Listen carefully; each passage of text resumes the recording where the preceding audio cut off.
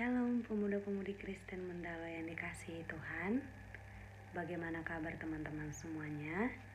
Semoga dimanapun teman-teman berada selalu dalam penyertaan dan perlindungannya Tuhan Yesus. Amin.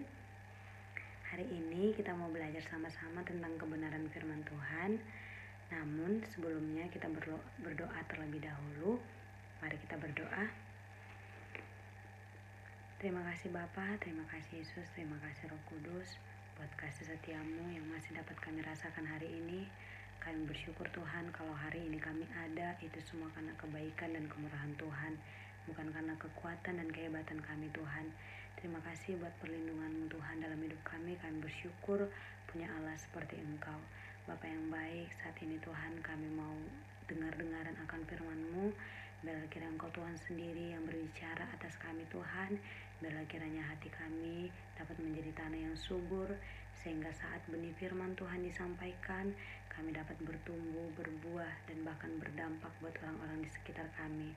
Tuhan Yesus, biarlah kiranya Engkau Tuhan yang berotoritas di dalam hidup kami masing-masing Tuhan. Biar kiranya Tuhan hidup kami selalu berkenan di hadapan Tuhan. Terima kasih Bapa, dalam nama Tuhan Yesus, haleluya, amin. Baiklah teman-teman, hari ini kita mau belajar sama-sama tentang respon hati yang benar dalam menjalani kehidupan sehari-hari. Kita mau belajar dari seorang tokoh Alkitab yang bernama Yusuf. Tentu teman-teman sudah tidak asing dengan cerita tentang Yusuf, di mana Yusuf adalah seorang yang memiliki banyak lika-liku di dalam setiap perjalanan kehidupannya. Kita tahu bagaimana jatuh bangunnya Yusuf dan bagaimana dia tidak kompromi terhadap dosa. Kita tahu bahwasanya Yusuf hampir dibunuh oleh saudara-saudaranya, sampai akhirnya Yusuf dimasukkan ke dalam sumur dan dijual ke Mesir. Nah, setelah dijual, Yusuf dibeli oleh seorang pegawai istana yang bernama Potifar. Tapi karena Yusuf taat sama Tuhan, Tuhan angkat Yusuf. Jadinya Yusuf menjadi tangan kanan dari Potifar. Tetapi Yusuf kembali mengalami jatuh di dalam kehidupannya, yaitu dicobai oleh istri Potifar. Tetapi Yusuf tidak kompromi terhadap dosa.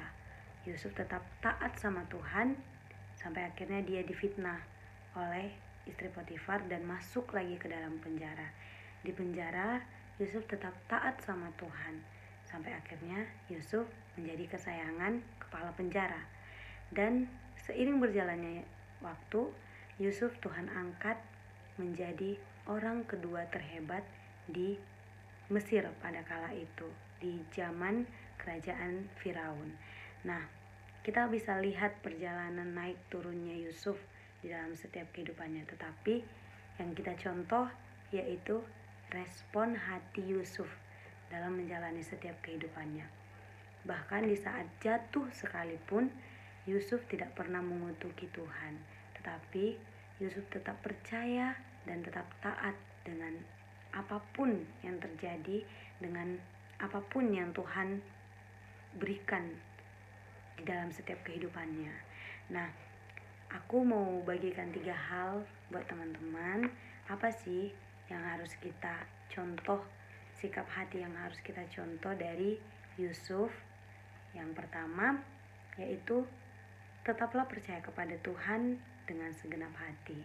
Yusuf adalah orang yang benar-benar percaya sama Tuhan, orang yang tidak kompromi terhadap dosa, orang yang benar-benar taat sama Tuhan dan berserah sama Tuhan. Bahkan sekalipun Yusuf jatuh ke dalam lembah kekelaman, bahkan Yusuf masuk penjara atau apapun yang dialaminya, dia tetap percaya sama Tuhan dan lihat Tuhan angkat juga naik. Mungkin teman-teman juga saat ini mengalami apa yang dialami oleh Yusuf. Pasti kita banyak di antara kita yang sedang mengalami itu. Saat ini mungkin keadaan kita belum baik-baik saja, atau kita sedang berada di dalam lembah kekelaman, kita punya banyak masalah. Tapi percayalah sama Tuhan Yesus bahwa Tuhan mampu mengangkat kita naik. Karena janji Tuhan, kita adalah kepala dan bukan ekor. Kita akan Tuhan angkat naik dan tidak turun. Oleh sebab itu, teman-teman, mari tetap percaya sama Tuhan bahwa Tuhan mampu melakukan segala sesuatu, apapun di luar dari pemikiran kita. Yang kedua, tetaplah mengasihi sesama dan mengampuni. Itu yang dilakukan oleh Yusuf, teman-teman. Bahkan sekalipun Yusuf hendak dibunuh oleh saudara-saudaranya, Yusuf melihat pakai mata kepalanya sendiri bahwasanya dia dimasukkan ke dalam sumur oleh saudara-saudaranya. Bahkan dia juga melihat bahwasanya dijual oleh saudara-saudaranya. Tetapi Yusuf tidak benci kepada saudara-saudaranya. Bahkan Yusuf mengampuni saudara-saudaranya. Yusuf mengasihi saudara-saudaranya dengan sepenuh hati. Di saat kelaparan melanda Mesir dan sekitarnya, lihat, Yusuf mampu menjadi berkat buat orang-orang Mesir, bahkan buat saudara-saudaranya yang telah menyakitinya. Kalau hari-hari ini teman-teman sedang mengalami hal tersebut, teman-teman juga pernah disakiti atau sedang disakiti oleh orang-orang di sekitar teman-teman, ampuni. Karena firman Tuhan mengajarkan kita untuk tetap mengampuni dan mengasihi sesama kita. Percayalah, memang mengampuni itu susah, tetapi kalau kita bersama-sama dengan Tuhan, kalau kita andalkan Tuhan, itu bukanlah sesuatu hal yang susah, karena Tuhan akan menjadi penolong kita dalam hal mengampuni. Nah, yang ketiga, tetaplah rendah hati dan tidak sombong. Kita lihat bahwa Yusuf adalah orang yang rendah hati dan tidak sombong. Bahkan sekalipun dia sudah menjadi orang hebat, dia tidak pernah tinggi hati. Dia tetap rendah hati. Dan ini juga yang diajarkan buat kita hari ini. Kita juga harus bisa menjadi anak-anak muda yang rendah hati. Apapun pencapaian teman-teman hari-hari ini, tetaplah rendah hati. Semua itu dari Tuhan. Oleh sebab itu jangan tinggi hati, jangan sombong, dan tetap percaya dan tetap berserah kepada Tuhan.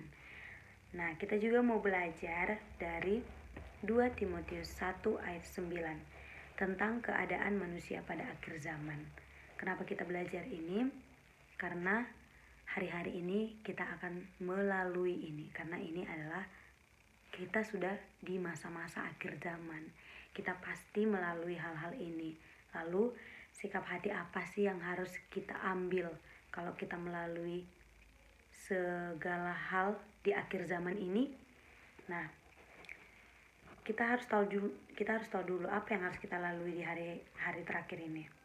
Dalam 2 Timotius 3 ayat 1 sampai 9, di sana ada keadaan sukar, terus ada manusia mencintai dirinya sendiri dan hamba uang, sombong, memfitnah, memberontak kepada orang tua, tidak suka damai, dan yang paling mengerikan, banyak orang yang tetap menjalani kehidupan beragama, tetapi perilaku sehari-hari tidak jauh beda dari dunia. Benar teman-teman, hari-hari ini kita sedang melalui ini semuanya. Ada banyak anak muda di luar sana yang mencintai dirinya sendiri. Ada banyak anak muda di luar sana yang menjadi hamba uang. Dan ada banyak anak muda di luar sana yang beribadah sih, melayani juga, tetapi kehidupannya tidak jauh beda dengan dunia. Dia tetap melawan orang tua. Dia tetap mengasihi dirinya sendiri dan tidak peduli dengan sesama. Itu adalah tanda-tanda akhir zaman, teman-teman. Dan kita hari-hari ini melewatinya. Dan respon hati seperti apa sih yang harus kita berikan kalau kita melalui hal-hal tersebut? Kita bisa belajar dari 2 Timotius 4 ayat 1 sampai 8. Yang perikopnya yaitu tentang penuhi panggilan pelayananmu. Terdapat nats yang mengatakan, beritakanlah firman Tuhan setiap waktu. Siap sedialah baik atau tidak baik waktunya. Nyatakanlah apa yang salah, tegurlah dan nasihatilah dengan segala kesabaran dan pengajaran. Kuasailah dirimu dalam segala hal, sabarlah menderita, lakukanlah pekerjaan, pemberitaan Injil, dan tunaikanlah tugas pelayananmu. Ini yang harus kita lakukan, teman-teman.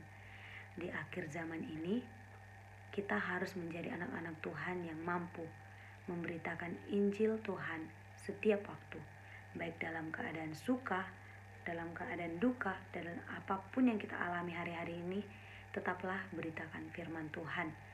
Nyatakan apa yang salah. Jangan ragu-ragu untuk menegur teman kita, tapi kita harus menegur dengan kasih. Kita harus menegur dengan cara yang baik-baik.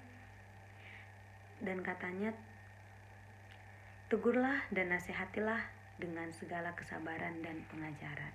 Benar teman-teman, sekarang nih anak-anak muda sangat rentan akan hal-hal yang negatif, dan kita harus menegur mereka.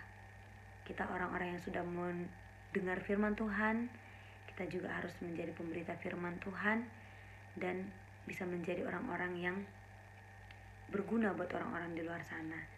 Kita juga harus bisa menjadi orang-orang yang menegur sesama kita dengan kasih. Melalui firman ini, aku mau ajak teman-teman semua, anak-anak muda, kita harus bisa menjadi anak-anak muda yang memiliki respon hati yang benar dalam setiap apapun yang kita alami hari-hari ini. Jadilah anak-anak muda yang bergaul karib dengan firman Tuhan. Jadilah anak-anak muda yang intim dengan Tuhan. Karena tanpa Tuhan, kita tidak bisa apa-apa teman-teman. Hanya di dalam Tuhan, hanya melekat di dalam Tuhan saja kita bisa melakukan segala perkara. Oleh sebab itu, minta sama Tuhan supaya kita memiliki hati yang benar dan hati yang baik dalam menjalani setiap kehidupan kita, agar setiap apapun yang kita alami di hari-hari terakhir ini, kita bisa memiliki respon hati yang benar di dalam Tuhan. Oke teman-teman, sekian firman Tuhan kita hari ini. Semoga dimanapun teman-teman yang hari ini mendengarkan firman Tuhan ini, renungan firman Tuhan ini dapat terberkati dan bisa juga menjadi berkat buat teman-teman kita di sekitar kita. Oke, kita mau berdoa. Mari kita satukan hati kita berdoa. Terima kasih Tuhan Yesus buat kebaikan-Mu. Terima kasih untuk firman-Mu Tuhan yang telah Kau sampaikan kepada kami anak-anak muda-Mu. Bagaimana kami meresponi setiap kehidupan kami ini Tuhan, agar kami bisa memiliki respon hati yang baik, yang berkenan di hadapan Tuhan. Ajar-ajari kami Tuhan Yesus dalam menjalani kehidupan kami ini, agar kami tetap berpegang kepada perintah-Mu Tuhan, dan melakukan setiap apapun Tuhan yang Engkau rancangkan dalam hidup kami Bapa. Biarlah kiranya kami bisa menjadi anak-anak muda yang menjadi pelaku-pelaku firman Tuhan dan bisa berdampak buat orang-orang di sekitar kami. Terima kasih Tuhan buat kebaikan-Mu. Kami bersyukur dalam nama Tuhan Yesus. Haleluya. Amin. Oke teman-teman, sampai di sini firman Tuhan. Semoga teman-teman dimanapun berada selalu sehat dan diberkati Tuhan. Dadah, shalom.